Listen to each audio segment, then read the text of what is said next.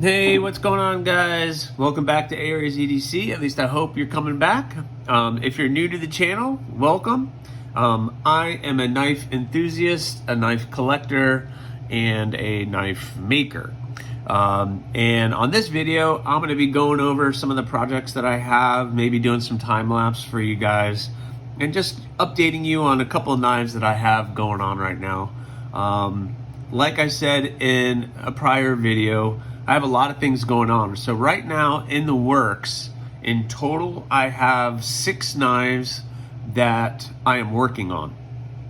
4 here on the table, and the other 2 are off to get heat treated. So what I have on the table right now, yesterday I just got back the pedal and the rock hopper from Peter's heat treating.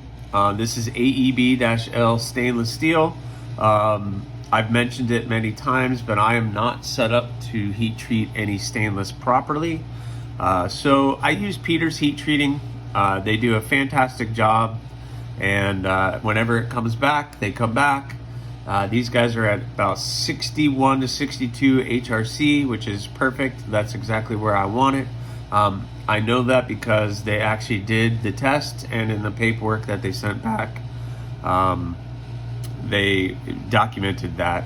So right here you can see how it's a little bit more shinier, and then you see those 2 dots. That's where they actually do the heat treatment or the HRC testing. So I know that they've been tested. So that's perfect for these guys. So on these guys, really, I need to take them to the grinder, thin them out a little bit. I made them a little thicker on the edge just for now. I'm going to be cleaning those up, getting all them nice and ready. This one is really thick, so on this rock hopper I have a lot of material still to remove. I'd like to get that edge a little thinner before I get to the finished product.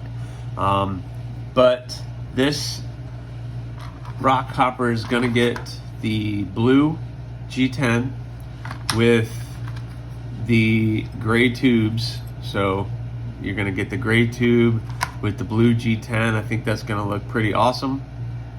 And I'm still undecided if I'm going to acid etch these and darken the finish, or this one at least, or I'm going to just try to polish it and get a nice satin finish on it.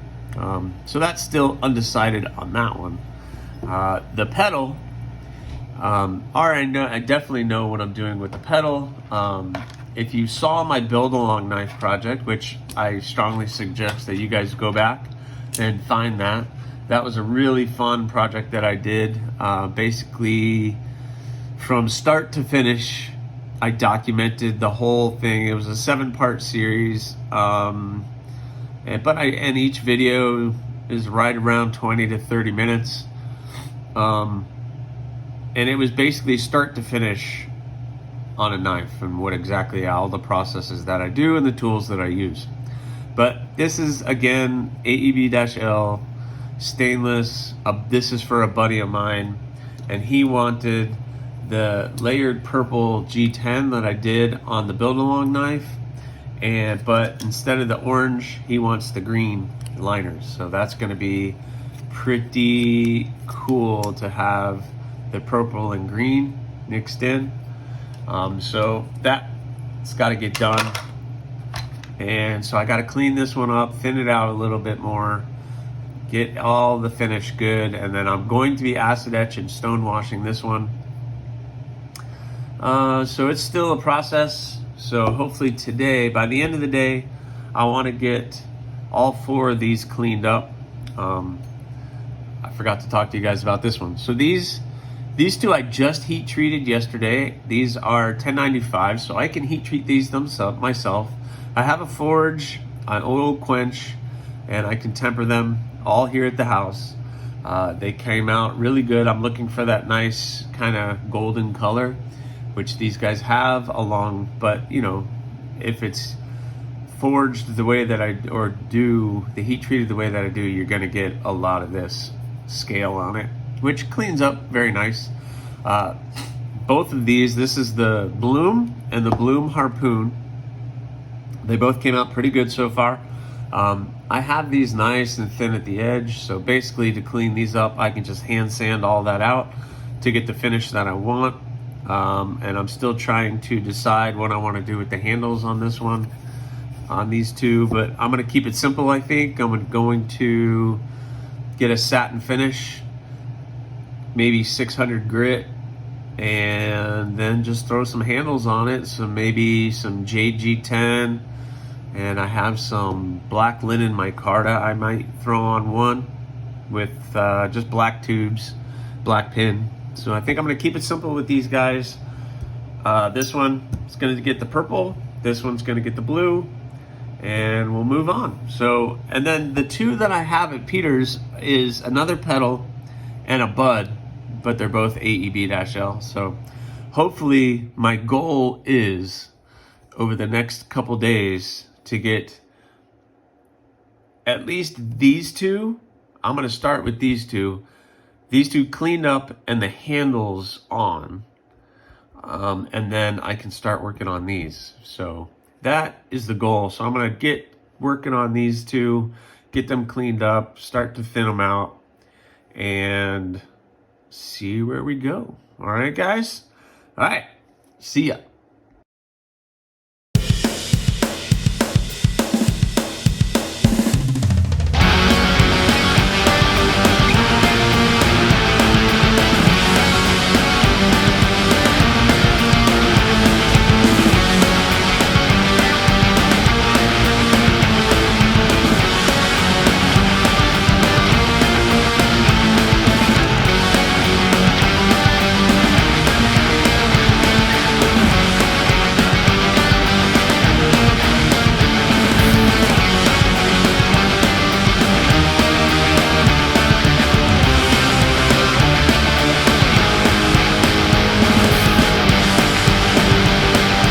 What's up, guys? So got these ground down, hand sanded, looking nice and smooth. The flats nice and smooth. I went to 600 grit, so got it nice and smooth, nice and shiny. This one's going to be acid etched. I think I'm going to keep this one looking exactly like this, so with the blue and the gray. These two, I'm still undecided what the final finish is going to be, but looking pretty good so far. So these are the two 1095 blooms. Really like the way that the hand sanding came out. But the next step is etching, and I want to talk to you guys about my etching process and what I'm able to do. So let's go over and take a look at that. All right, guys, so just to explain how I etch, once again, I've done it before a couple times. I've explained what I use. I have this Elenco precision adjust machine that I can adjust the voltage to where I need it to chemically etch my logo onto any of my blades. And I just use a mixture of salt water and electricity, and that's what etches the blade in. It does a really good job. I don't really have any issues. The only negative part is once I'm done, I have to go clean it up. So if it was a laser etch, then you're done and that's all you have to do. But because it's a chemical etch, it does leave a residue and it can rust, so I have to clean it off and sand it down again just to make sure that it doesn't start to rust or do anything else crazy, which is the negative thing, because on something like an acid etched blade, that's why I do it before I acid etch, because if I was to go back, acid etch it, then do the logo, then I would have to end up messing up the etching, and I really don't want to do that. And then I use this Brother label printer with the stencil, etching stencil. It prints off a little stencil, and that's what I use. The cool thing about this is that I can basically print whatever I want, and I can customize stuff. So I'm gonna turn you guys over to the computer here just for a second. Zoom in a little bit. So you can see I have, get this camera, I have my logo up, so you guys can see it. Let me try to zoom in a little bit. So you can see my logo, and I print that, and then that goes to that printer, and it just prints a stencil of that. The cool thing is I can basically do anything as long as it's a simple thing. So, so this is going to be Sagittarius. So for the family, when I first started this, my thought was when I sold on Etsy, I'm going to get what everybody, since I'm Aries EDC, I'm going to get what everybody's zodiac symbol is, and maybe I can customize it and put the zodiac symbol on. But like I just said, come to find out that's really not going to work, because the last thing I want to do is get the blade perfect and then etch it and then have to clean it up again. But another example is something I did for my wife. I did this on an affame that I made for her, and I was able to etch all of the moon phases onto that blade. So I like that label printer because I can adjust the size of things. I can, like, for instance, my knives, I have my layout, but if I wanted to make this bigger, I could just zoom out a little bit, and if it's a bigger knife, I could do a bigger logo. But I'm gonna put it back because these guys are all gonna be pretty small. So I can adjust it however I want. That's kind of the positive thing about the system that I'm using. So that makes that very useful.